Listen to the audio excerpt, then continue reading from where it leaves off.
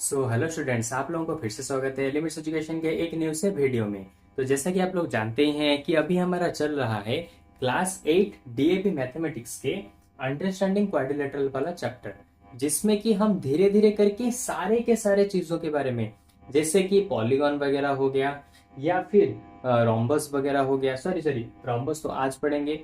उसके पहले जो मतलब कि ट्रापिजम वगैरह हो गया, पैरेललोग्राम वगैरह हो गया, तो इन सभी चीजों के बारे में हम एक एक करके उनको खत्म कर रहे हैं और इसी के साथ उनके रिलेटेड क्वेश्चन को भी सॉल्व कर रहे हैं। ओके, तो इसी तरह से आपके बुक में एक छोटा सा कॉन्सेप्ट है रोम्बस वाला कॉन्सेप्ट, यानी कि रोम्बस किसको कहते हैं, रोम्बस के क्या क्या प्रॉपर्टीज होते हैं, और इससे रिलेटेड एक क्वेश्चन भी आज मैं आपको समझाऊंगा। ओके, तो देखो, सबसे पहले रोम्बस किसको कहा जाता है? A parallelogram having a pair of adjacent sides equal is called a rhombus। अगर तुम लोगों के पास एक पैरेललोग्राम है, ठीक है, इसको बोलते हैं पैरेललोग्राम। पैरेललोग्राम किसको कहा जाता है मैं ऑलरेडी इसके पिछले वाले वीडियो में समझा चुका हूं, जिसमें कि चारों साइड्स, ये साइड इसके साथ पैरेलल होगा, ये साइड इसके साथ पैरेलल होगा, इसको कहा जाएगा पैरेललोग्राम। ओके, लेकिन कंडीशन इसमें यह है, रोम्बस होने के लिए एक पैरेललोग्राम होना चाहिए, इसके साथ इसके दो साइड इक्वल भी होने चाहिए और वो दोनों साइड पास पास होने चाहिए। जैसे कि ये वाला साइड अगर इसके साथ इक्वल है तो देखो AD इक्वल टू BC, तो इसका मतलब ये एक हो जाएगा हमारा रोम्बस। रोम्बस होने के लिए दो कंडीशन चाहिए। क्या कंडीशन है? पहला कंडीशन है ये पूरा का पूरा पैरेललोग्राम होना चाहिए, इसके साथ इसके कोई भी दोनों पास पास जो साइड होंगे वो दोनों इक्वल होने चाहिए, तभी जाके हम इसको रोम्बस कह सकते हैं। अगर ये वाला इसके साथ इक्वल होगा तो भी इसको रोम्बस कहेंगे, ये वाला इसके साथ इक्वल होगा तो भी इसको रोम्बस कहेंगे। या फिर एक तरह से तुम ये भी समझ सकते हो, चारों साइड एक दूसरे के साथ इक्वल होंगे और ये चारों के चारों पैरेलल होंगे, तभी जाके इनको कहा जाएगा रोम्बस। ओके, अच्छा, अब देखो प्रॉपर्टीज के बारे में। प्रॉपर्टीज में ये क्या कह रहा है? The diagonals of a rhombus bisect each other at right angle. यानी कि अगर तुम्हारे पास इस तरह से कोई भी एक क्या है, रोम्बस है, ओके, इस तरह से कोई भी एक तुम लोगों के पास एक रोम्बस है, तो जब उनके डायगोनल्स को तुम ड्रॉ करोगे तो ये दोनों के दोनों डायगोनल्स 90 डिग्री क्रिएट करेंगी हमेशा। ये कह रहा है, यानी कि अगर तुम्हारे पास कोई भी एक रोम्बस है तो उनके दोनों डायगोनल्स को एक दूसरे के साथ कनेक्ट करो, तो यहाँ पे 90 डिग्री, यहाँ पे 90 डिग्री, यहाँ पे 90 डिग्री, यहाँ पे 90 डिग्री, इस तरह से तुम्हें एंगल्स यहाँ पे देखने को मिलेंगे। अब तुम्हारा डाउट आएगा कि सर पैरेललोग्राम में भी तो सेम होता है। नहीं, हर तरह के क्वाड्रिलेटरल में अलग अलग आते हैं, कहीं पे 90 डिग्री क्रिएट होता है, कहीं पे दूसरा कुछ और क्रिएट होता है। ओके, अच्छा, सेकेंड वाले प्रॉपर्टीज में क्या कहा गया है? If the diagonals of a parallelogram bisect each other at right angle it is a rhombus. इसका मतलब क्या है? देखो, इन दोनों का मतलब सेम टू सेम है, बस उल्टा करके दिया है। यहां पे दिया है अगर एक रोम्बस है तो उसके डायगोनल 90 डिग्री में इंटरसेक्ट करेंगे, लेकिन नीचे वाले में दिया है अगर तुम्हारे पास एक पैरेललोग्राम है, ठीक है, कभी कभी इस तरह से क्वेश्चन भी आते हैं, it is a parallelogram ABCD, ठीक है, या फिर इस तरह से भी वो कहेगा AB parallel to CD, AD parallel to BC। उसी के साथ यहां पे दोनों डायगोनल्स 90 डिग्री क्रिएट कर रहे हैं। ओके, तो अब मुझे बताओ कि ये वाला क्वाड्रिलेटरल क्या होगा। तो अगर तुम्हें ये प्रॉपर्टीज पता होंगे तो तुम इजीली बता सकते हो कि ये पैरेलल है एक दूसरे के साथ, इसके साथ बीच में 90 डिग्री बन रहा है, और पैरेलल उसके साथ 90 डिग्री बनना ये कहां पे होता है? सिर्फ और सिर्फ रोम्बस में होता है, तो इसीलिए इसका नाम हो जाएगा रोम्बस। ओके, अगर ये प्रॉपर्टीज और ये हेडिंग तुम्हें याद रहेगा, अच्छे से समझे होगे, तो ही इस तरह के क्वेश्चन को तुम कर सकते हो। ठीक है, इसका बहुत छोटा सा ही है, रोम्बस का डेफिनेशन भी बहुत छोटा है और इसके प्रॉपर्टीज भी बहुत ज्यादा छोटे हैं। ओके, अच्छा, अब मैं इसको इरेज करके एक क्वेश्चन लेते हैं और उस क्वेश्चन को हम दोनों मिलकर सॉल्व करते हैं कि उस क्वेश्चन को कैसे सॉल्व करेंगे। ठीक है, देखो सबसे पहले मैं इसको इरेज कर देता हूं। अच्छा देखो इस वाले क्वेश्चन में क्या दिया है, A B C D is a rhombus. तो ए बी सी डी एक रॉम्बस है, उसी के साथ ए डी बी यानी कि ये वाला एंगल 50 डिग्री है। Okay, so find other angles, यानी कि तुम्हें बाकी एंगल्स को यहां पे फाइंड करना है। जैसे कि ये एंगल कितना होगा, ये एंगल कितना होगा, ये कितना होगा, ये कितना होगा। ओके, तो इन सभी एंगल्स को तुम्हें फाइंड करना है। ठीक है, अच्छा देखो अगर क्योंकि ये वाला एक रंबस है तो आंसर कैसे लिखोगे, देखो क्योंकि अगर ये वाला एक रंबस है, hence A B C D is a rhombus. अगर ये एक रंबस है तो इसका मतलब क्या हो जाएगा, A D equal to A B, क्योंकि हमें पता है कि एक पैरेललोग्राम के जब दो एक दूसरे के पास पास रहने वाले साइड दोनों एक दूसरे के साथ इक्वल होते हैं तभी जाके उसको रोम्बस कहा जाता है। और क्योंकि ये रोम्बस है तो इसका मतलब इसके पास पास दोनों साइड इक्वल होंगे, तो इसका मतलब ए डी होगा इक्वल ए बी के साथ।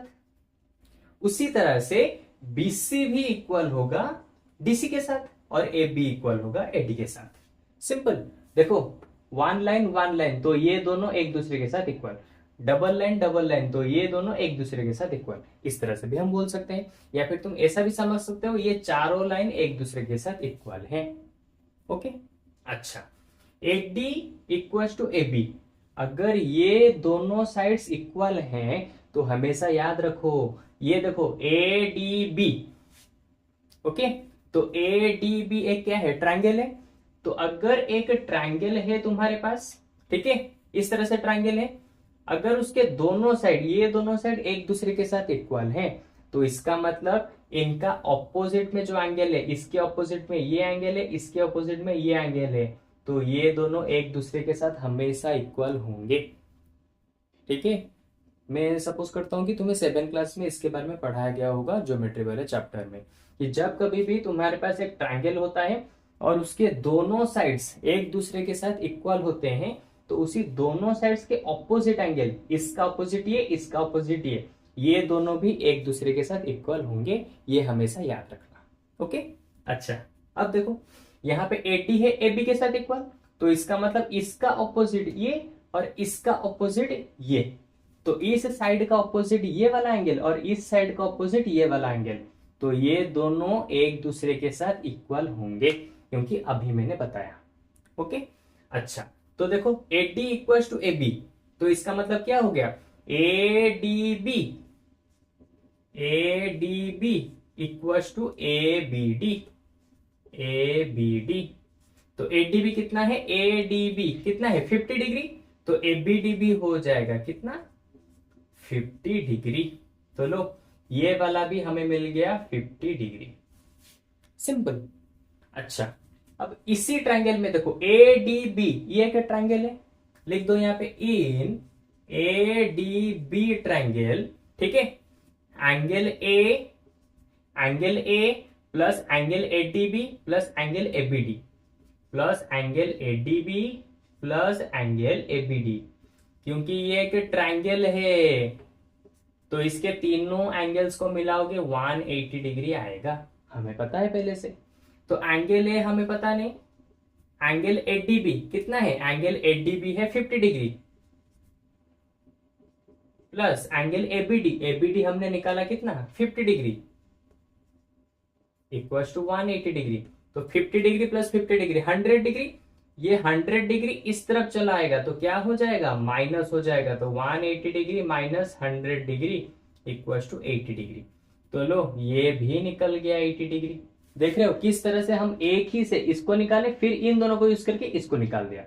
इस तरह के प्रोसेस को याद रखो। ओके, अच्छा अब देखो क्योंकि ये वाला है कि पैरेललोग्राम है, क्योंकि रोम्बस कब होता है, जब ये पूरा का पूरा पैरेललोग्राम होगा, उसके साथ उसके दो पास पास वाले साइड एक दूसरे के साथ इक्वल होंगे। ओके, अच्छा तो इसका मतलब क्योंकि ये एक रोम्बस है तो इसका मतलब ये एक पैरेललोग्राम भी होगा, क्योंकि हमें ये बताया गया पहले से, अभी मैंने जस्ट 5 मिनट पहले बताया। ठीक है, तो इसका मतलब क्योंकि ये एक पैरेललोग्राम है, तो हमें पता है, इसके पिछले वाले वीडियो में मैंने बताया था पैरेललोग्राम जब मैं समझा रहा था, पैरेललोग्राम में ऑपोजिट एंगल एक दूसरे के साथ इक्वल होते हैं। तो उसी तरह से एंगल ए इक्वल होगा एंगल सी के साथ। तो लिखो hence ABCD is also a parallelogram. मैं शॉर्टकट में लिखता हूं, पैरेलल का साइन उसके साथ GM। हेंस ABCD एक पैरेललोग्राम भी है, तो इसका मतलब angle A equal to angle C, angle A equal to angle C, यानी कि opposite angles are equal. Okay, तो देखो एंगल ए कितना हो गया, एंगल ए हमें पता है 80 डिग्री, तो इसका मतलब एंगल सी भी हो जाएगा 80 डिग्री। तो लो ये भी मिल गया 80 डिग्री, सिंपल। अच्छा, अब तुम देखो, अब हमें ये दोनों एंगल्स भी चाहिए, क्योंकि मैंने कहा था ना हम सभी एंगल्स को ढूंढेंगे। तो देखो जहां पे मतलब कि यहां पे कौन सा रूल अप्लाई हुआ था, अगर दोनों साइड एक दूसरे के साथ इक्वल है तो इनके ऑपोजिट एंगल भी एक दूसरे के साथ इक्वल होंगे। उसी तरह से अगर ये दोनों साइड भी इक्वल हैं तो इनके ऑपोजिट एंगल यानी कि ये वाला और इसका ऑपोजिट एंगल यानी कि ये वाला, ये दोनों भी एक दूसरे के साथ इक्वल होंगे, क्योंकि यहां पर जैसा किया यहां पर भी तो वैसा ही करेंगे ना। ठीक है, तो ये एंगल और ये एंगल एक दूसरे के साथ इक्वल होंगे। तो यहां पे लिख देता हूं in triangle CBD, in triangle CBD, ठीक है, CDB एंगल यानी कि ये वाला एंगल इक्वल होगा CBD एंगल के साथ, यानी कि इस वाले एंगल के साथ, CBD वाले एंगल के साथ। हो गया। अच्छा, अब क्या करेंगे, बाकी का यहां पे करेंगे। देखो क्योंकि हमें पता है तीनों एंगल्स को मिलाओ एक ट्रायंगल के अंदर कितना आता है 180 डिग्री, तो यहां पे मैं बाकी का करता हूं। देखो we know sum of all angles in a triangle is 180 degree. ठीक है, क्योंकि ये तीनों को मिलाओगे 180 डिग्री आएगा। तो लिखो क्या, angle C plus angle CDB plus angle CBD equals to 180 degree, क्योंकि तीनों को मिलाओगे 180 आएगा, हमें पता है। तो एंगल C कितना है 80 डिग्री प्लस, देखो CDB जो है CBD वही है, तो मैं CDB की जगह CBD फिर से लिख सकता हूं क्योंकि यहां पे पता है। अच्छा, मैं यहां पे लिख देता हूं CBD, इसको भी लिख देता हूं वही CBD, दोनों को सेम सेम रखते हैं क्योंकि दोनों का मतलब सेम ही है 180 डिग्री। तो देखो 80 डिग्री प्लस में है, इस तरह पे माइनस हो जाएगा, तो उसको बाद में करेंगे। लेकिन इसको देखो CBD प्लस CBD तो हो जाएगा 2 बार CBD, यहां पे है 2 CBD equals to 180 degree minus 80 degree. Okay, तो 2 CBD कितना आ गया, 2 CBD आ जाएगा, 180 से 80 जाएगा तो 100 डिग्री। तो CBD कितना आ जाएगा, CBD आ जाएगा 2 मल्टीप्लाई है, यहां पे आके डिवाइड होगा तो 100 डिवाइडेड बाई 2 यानी कि 50 डिग्री। तो अगर CBD है 50 डिग्री तो CDB भी हो जाएगा कितना 50 डिग्री। तो इसका मतलब ये भी 50 डिग्री निकला, ये भी 50 डिग्री निकला।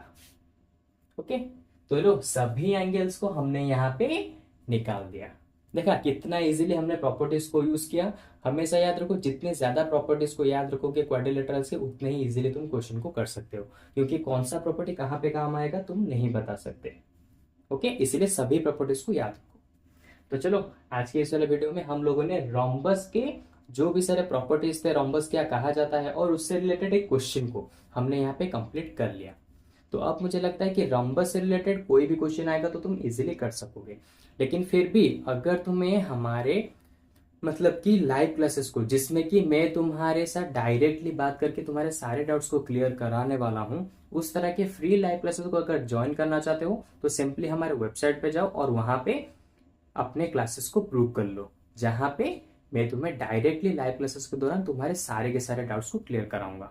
ओके, तो चलो आज के वीडियो में बस इतना ही। अब इसके नेक्स्ट वाले वीडियो में इसका एक छोटा सा लास्ट पार्ट बाकी है इसी वाले चैप्टर का, जो कि है क्वाड्रिलेटरल के ऊपर, यानी कि स्क्वायर और एक क्या है मुझे याद नहीं आ रहा, उसी को हम कवर अप कराने वाले हैं। ओके, तो उसी वीडियो के बाद ये वाला चैप्टर पूरा का पूरा खत्म हो जाएगा। ठीक है, तो चलो आज के वीडियो में बस इतना ही। अब हम लोग मिलेंगे इसके एक नेक्स्ट न्यू सी वीडियो में। Okay, bye bye.